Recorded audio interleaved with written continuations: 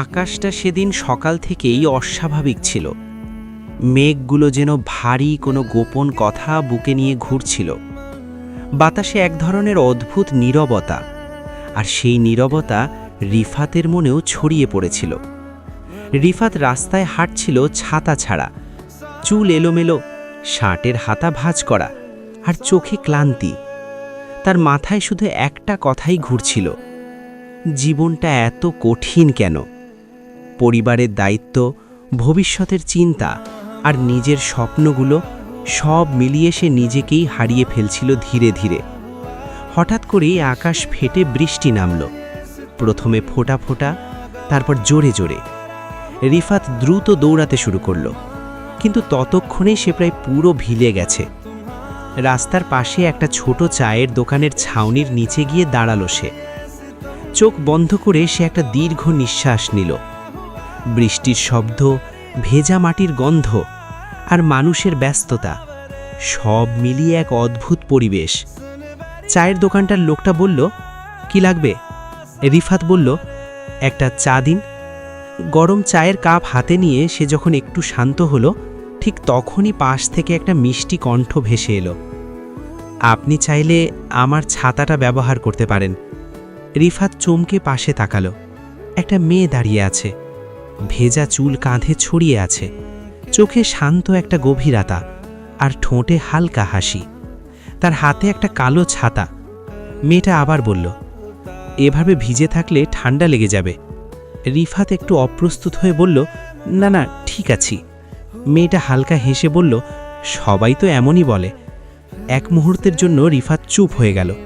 সে বুঝতে পারছিল না এই অচেনা মেয়েটা এত সহজভাবে তার সাথে কথা বলছে কেন।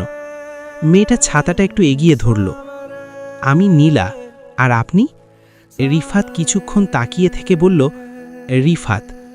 নামটা বলার পরই যেন বাতাসটা একটু বদলে গেল।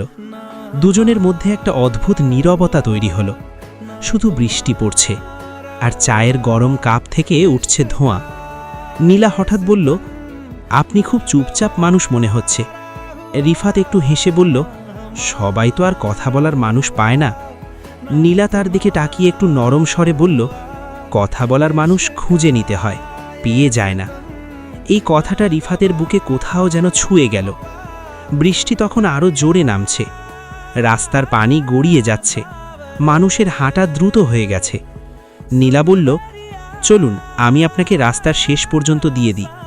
রিফাত একটু দ্বিধায় করল। অচেনা মেয়ের সাথে এক ছাতার নিচে হাঁটা, কিন্তু অদ্ভুতভাবে তার মধ্যে কোনো ভয় কাজ করছিল না।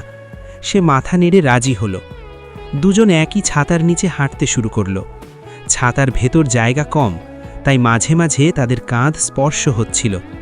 প্রতিবার স্পর্শে রিফাতের মনে একটা অজানা অনুভূতি হচ্ছিল, যেটা সে আগে কখনো অনুভব করেনি। নীলা হালকা হেসে বলল, আপনি সবসময় এমন গম্ভীর থাকেন?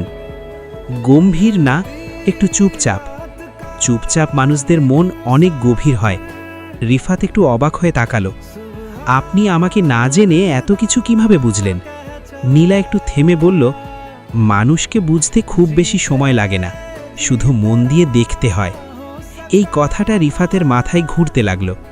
হাঁটতে হাঁটতে তারা একটা মোড়ে এসে পৌঁছালো। নীলা থামল। এখান থেকে আপনি যাবেন? হ্যাঁ। একটা ছোট্ট নীরবতা। বৃষ্টি তখনও চলছে, কিন্তু যেন তাদের আশেপাশের সব কিছু থেমে গেছে। নীলা হালকা করে বলল, আবার দেখা হবে? রিফাত একটু হেসে বলল, হয়তো। নীলা ভ্রু কুঁচকে বলল, আবার হয়তো?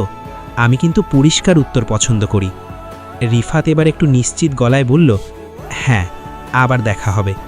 এইবার নীলা হাসল, একটা সত্যিকারের উষ্ণ হাসি।